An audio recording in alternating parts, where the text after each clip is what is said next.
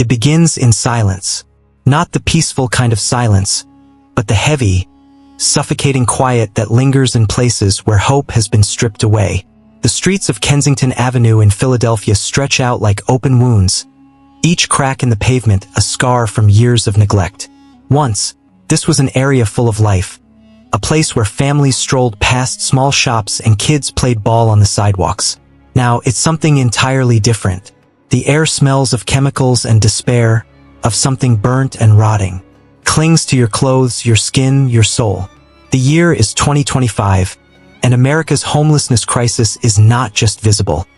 It's screaming in everyone's face.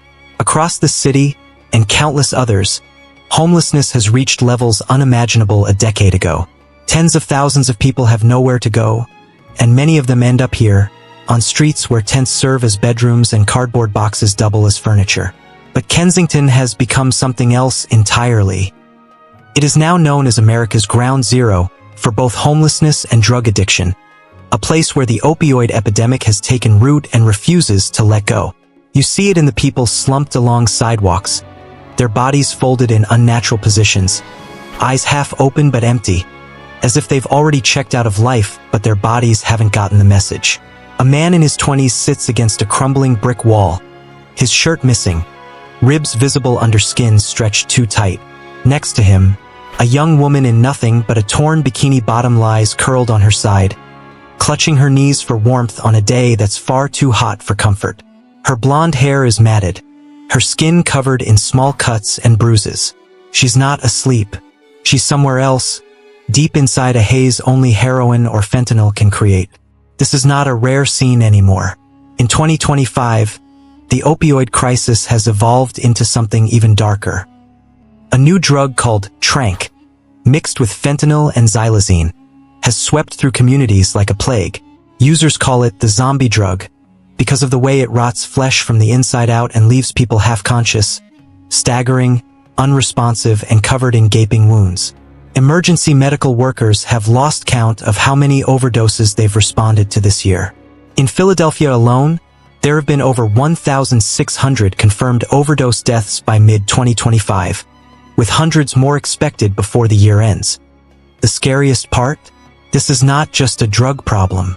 This is a housing problem, a mental health problem, an economic collapse problem.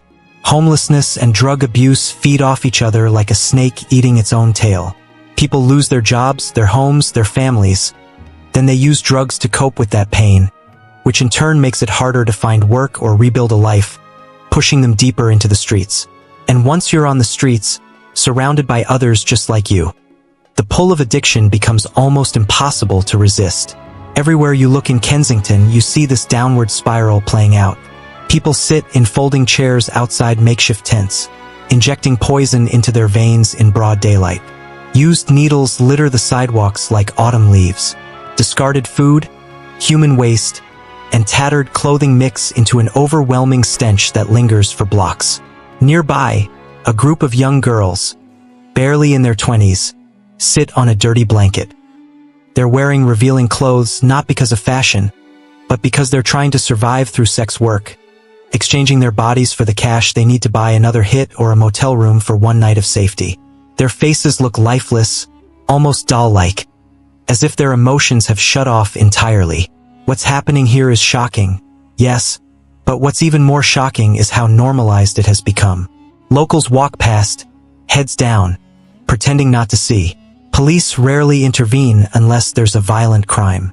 For many residents, the city has simply given up on this neighborhood. Businesses have closed. Property values have plummeted. Even charities are overwhelmed. A man named Robert, 42, tells his story while sitting on the curb, his shirt off, chest sunburned and scarred. He once worked as an electrician, had a home in the suburbs, and 2 kids he hasn't seen in years. After a workplace injury, he was prescribed opioids for pain. When the prescriptions ran out, he turned to the street version, cheaper and stronger. Cost him everything. Now he sleeps under an overpass, surrounded by strangers who are all fighting the same battle, and he admits he's tried to quit 7 times. But look around, he says, pointing to the people lying in the street. This is my family now. And this family doesn't quit. The impact of this crisis isn't just emotional, it's economic.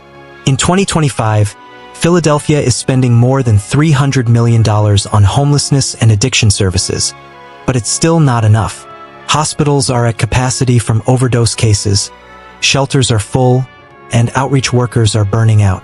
The same story repeats across America: Los Angeles, San Francisco, Portland, Chicago, New York, all cities dealing with record homelessness and drug use.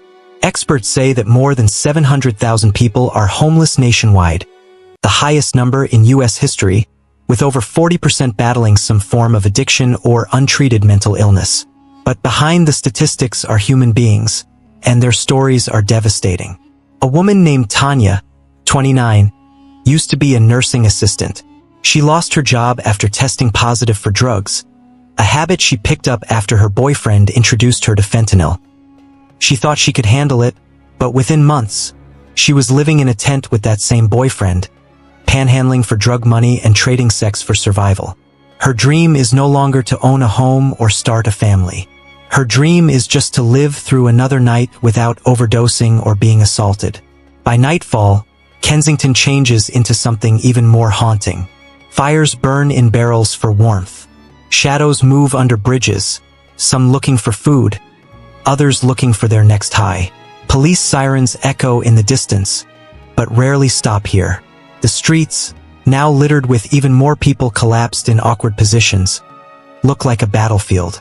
And in a way, it is a war zone without bullets but with plenty of casualties. What makes 2025 different is the new wave of synthetic drugs and how cheap they've become.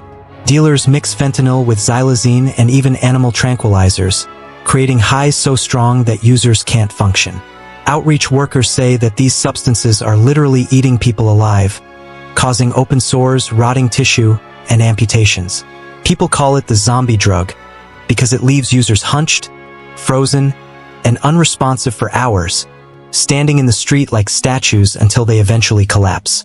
The government's response has been mixed. Philadelphia recently approved $50 million in new funding for mental health programs and housing first initiatives, which prioritize giving people homes before requiring them to get sober. It's an approach proven to work in places like Utah and Finland, but scaling it in a city as large and troubled as Philadelphia is a challenge. Critics argue it's too little, too late.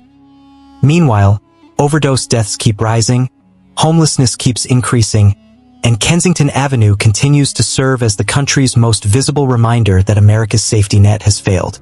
Walking through these streets, you can't help but feel the weight of despair. A girl in a bikini top and shorts, no older than 23, sits on the sidewalk, head resting against her knees, crying silently. Next to her, a man with no shirt and track marks running down both arms injects himself, his hands shaking so badly he almost drops the needle. A few feet away, two people share a dirty sleeping bag, their faces pale and still, breathing shallowly from the latest hit. This isn't a hidden crisis anymore. It's right in front of us, every single day. And yet, even here you find moments of humanity. A volunteer group arrives with hot meals and bottled water. A street medic treats an infected wound on a woman's leg. Someone shares a cigarette with a stranger. For all its darkness, there is still a spark of something. Maybe hope, maybe just stubborn survival. But one thing is clear: unless drastic action is taken soon, America's homelessness and drug crisis will only worsen. Experts predict that without significant investment in affordable housing, addiction treatment, and mental health care, the number of people living on the streets could double in the next 5 years. For now, Kensington Avenue remains a grim symbol of everything that has gone wrong. It's a place where the American dream has died, where poverty, addiction, and mental illness collide in a perfect storm. And as we look toward the future, one question remains. How many more lives must be lost? How many more streets must look like this before something changes?